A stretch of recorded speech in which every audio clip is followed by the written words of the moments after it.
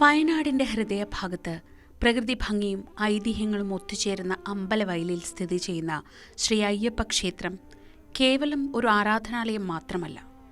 അത് ആ നാടിൻ്റെ വിശ്വാസത്തിൻ്റെയും കൂട്ടായ്മയുടെയും അതിലുപരി മണികണ്ഠൻ്റെ അപാരമായ അനുഗ്രഹത്തിൻ്റെയും പ്രതീകമാണ്. ചരിത്രവും ഐതിഹ്യവും ആത്മീയതയും ഇഴചേർന്ന് നിൽക്കുന്ന ഈ പുണ്യസങ്കേതത്തിലേക്കൊരു തീർത്ഥയാത്ര പോകാം. വയനാട്ടിലെ പ്രധാന വിനോദസഞ്ചാര കേന്ദ്രങ്ങളിലൊന്നാണ് അമ്പലവയൽ. വിശ്വപ്രസിദ്ധമായ എടയ്ക്കൽ ഗുഹകളിലേക്കുള്ള കവാടം കൂടിയാണ് ഇവിടം.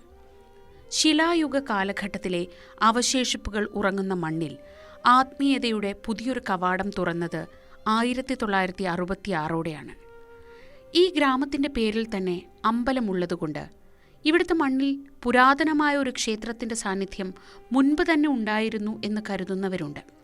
എന്നാൽ ഇന്ന് നാം കാണുന്ന രീതിയിൽ ശ്രീ അയ്യപ്പ ക്ഷേത്രം ഒരു പ്രബലമായ ആരാധനാ കേന്ദ്രമായി മാറിയതിനു പിന്നിൽ നിസ്വാർത്ഥരായ ചില മനുഷ്യരുടെ അധ്വാനത്തിൻ്റെ കഥയുണ്ട്. 1966 ഈ ക്ഷേത്രത്തിൻ്റെ വിത്ത് പാകുന്നത്. തുടക്കത്തിൽ ഇത് ഒരു വലിയ ക്ഷേത്രമായിരുന്നില്ല, മറിച്ച് ഭക്തർ ഒത്തുകൂടാനും നാമജപം നടത്താനുമുള്ള ഒരു ചെറിയ ഭജന മഠം മാത്രമായിരുന്നു.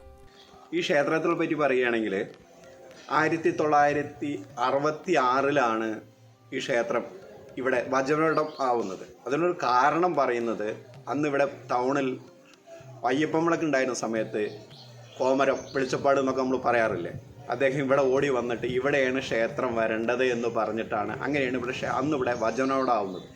ഭജനമഠം ആവുന്നത് തന്നെ എങ്ങനെയെന്ന് വെച്ചിട്ടുണ്ടെങ്കിൽ, രാത്രിക്ക് രാത്രി ബത്തേരി പോയി ഓല കൊണ്ടുവന്ന് ഒരു ഫോട്ടോ വെച്ചിട്ടാണ് ഭജനമഠം ആയത്. 1992 ഇത് ക്ഷേത്രമായിട്ട് മാറുന്നത്. ഇപ്പോൾ ഏറ്റവും വലിയ പ്രത്യേകത എന്ന് വെച്ചിട്ടുണ്ടെങ്കിൽ, പല സ്ഥലത്തുനിന്ന് ആൾക്കാരും മാല ഇട്ടതിന് ശേഷം ശബരിമല പോകാൻ പറ്റാത്തവരൊക്കെ വരുന്ന ഒരു ക്ഷേത്രമാണ്. ഇവിടെ വന്നിട്ട് അഭിഷേകം ചെയ്തിട്ടാണ് എല്ലാവരും പോകുന്നത്. എല്ലാ വർഷവും ഈ മണ്ഡല സമയത്താണ് 41 ദിവസം മണ്ഡലം, എല്ലാ ദിവസവും ഭക്ഷണം കൊടുക്കുന്നുണ്ട്. അതുപോലെ ഭഗവാന്റെ പ്രതിഷ്ഠ എന്ന് പറയുന്ന മേടമാസത്തിലെ അശ്വതി നക്ഷത്രത്തിലാണ് ഇവിടെ ആഘോഷം നടത്താറുള്ളത്. ക്ഷേത്രം സ്ഥാപിക്കപ്പെട്ടതിന് പിന്നിലുണ്ടായ സാഹചര്യം ഏറെ കൗതുകകരമാണ്. പട്ടണത്തിൽ നിന്ന് വന്ന ഒരു വെളിച്ചപ്പാട് ഈ സ്ഥലത്ത് എത്തിച്ചേരുകയും ഇവിടെ അയ്യപ്പന്റെ സാന്നിധ്യമുണ്ടെന്നും അതിനാൽ ഒരു ക്ഷേത്രം നിർമ്മിക്കണമെന്നും അരുൾ ചെയ്യുകയായിരുന്നു. അതിനാൽ ഒരു ക്ഷേത്രം നിർമ്മിക്കണമെന്നും അരുളപ്പാട് നടത്തി. വെളിച്ചപ്പാടിന്റെ വാക്കുകൾ വിശ്വാസികൾ അക്ഷരം പ്രതി സ്വീകരിച്ചു. ഏതൊരു വലിയ സംരംഭത്തിനു പിന്നിലും നിസ്വാർത്ഥരായ ചില മനുഷ്യരുടെ അധ്വാനമുണ്ടാകും. അമ്പലവയൽ ക്ഷേത്രത്തിന്റെ കാര്യത്തിൽ അയ്യപ്പൻ, ഗോപാലൻ, പാൽക്കുഴി കൃഷ്ണൻ എന്നിവരുടെ നേതൃത്വത്തിലുള്ള ഒരു കൂട്ടായ്മയാണ് ഭജനമഠത്തെ ഇന്നത്തെ നിലയിലുള്ള ക്ഷേത്രമാക്കി മാറ്റുന്നതിൽ നിർണായക പങ്ക് വഹിച്ചത്. അവരുടെ അർപ്പണബോധവും ദീർഘവീക്ഷണവും കാരണമാണ് ഇന്ന് ഈ പ്രദേശം ആത്മീയതയുടെ ഒരു കേന്ദ്രമായി മാറിയത്.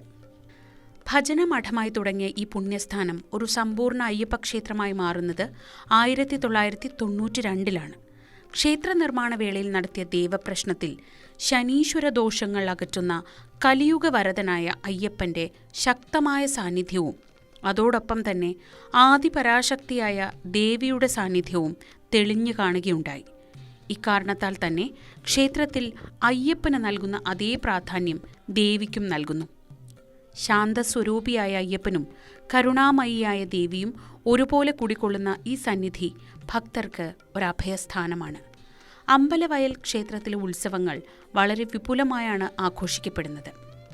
ജനപങ്കാളിത്തം കൊണ്ട് ശ്രദ്ധേയമായ നിരവധി ചടങ്ങുകൾ ഇവിടെ ഉണ്ടെങ്കിലും ഇതിനെയെല്ലാം അതിശയിപ്പിക്കുന്നത് ഇവിടുത്തെ അന്നദാനമാണ്. അന്നദാന പ്രഭുവായ മണികണ്ഠൻ എന്ന സങ്കല്പത്തിന് ഇവിടെ വലിയ പ്രാധാന്യമുണ്ട്.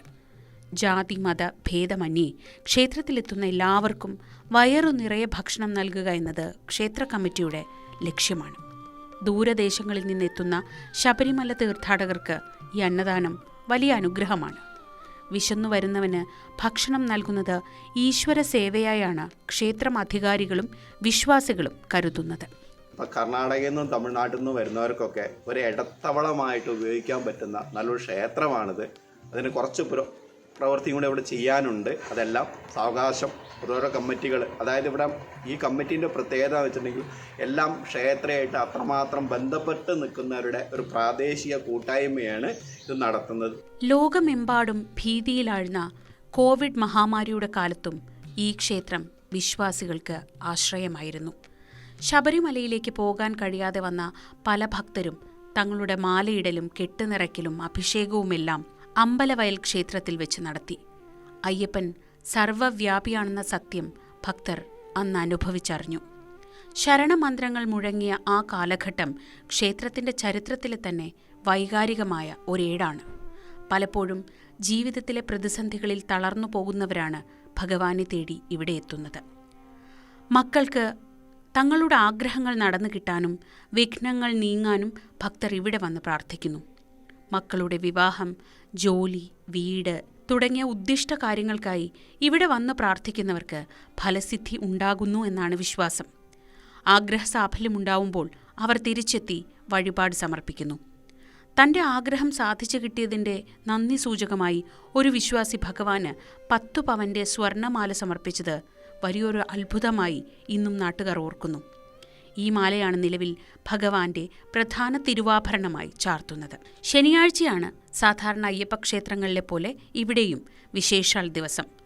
ശനിദോഷം അനുഭവിക്കുന്നവർക്ക് ആശ്വാസം നൽകുന്ന പ്രത്യേക പൂജകൾ ഇവിടെ നടക്കാറുണ്ട്. ശനിദോഷം അകറ്റാൻ ഏറ്റവും ഉത്തമമായ നീരാജന വഴിപാട് ഭക്തിപുരസരം ഇവിടെ നടന്നുവരുന്നു. തേങ്ങയുടച്ച് അതിൽ എള്ളും എണ്ണയും ഒഴിച്ചു കത്തിക്കുന്ന ഈ വഴിപാടിൽ പങ്കുചേരുന്നവർക്ക് വലിയ ആത്മവിശ്വാസവും ഫലസിദ്ധിയും ലഭിക്കുന്നുവെന്നാണ് അനുഭവസ്ഥർ സാക്ഷ്യപ്പെടുത്തുന്നത്.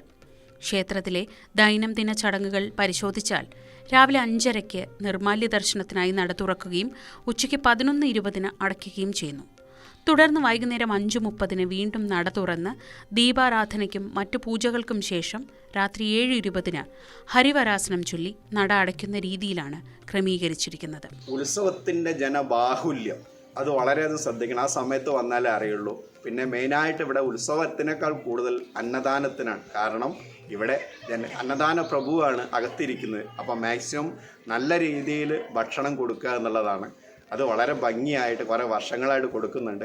ക്ഷേത്രം ആയതിനു ശേഷം അയ്യപ്പൻ വിളക്ക് ക്ഷേത്രത്തിൻ്റെ അകത്ത് നടക്കാൻ പറ്റാത്തതുകൊണ്ട് പുറത്ത് 1-2 വർഷങ്ങൾ മാത്രമേ നടത്തിയിട്ടുള്ളൂ. അപ്പോൾ ഉത്സവമായിട്ടാണ് എല്ലാം നടത്തുന്നത്.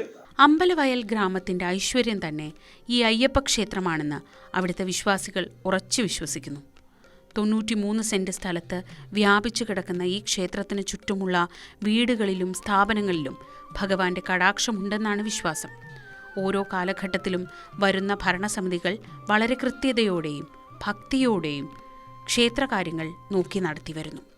വിശ്വാസത്തിൻ്റെ കരുത്തും കൂട്ടായ്മയുടെ നന്മയും വിളിച്ചോതുന്ന അമ്പലവയൽ ശ്രീ അയ്യപ്പ ക്ഷേത്രം ഏവർക്കും സമാധാനവും സന്തോഷവും നൽകുന്ന പുണ്യകേന്ദ്രമാണ്.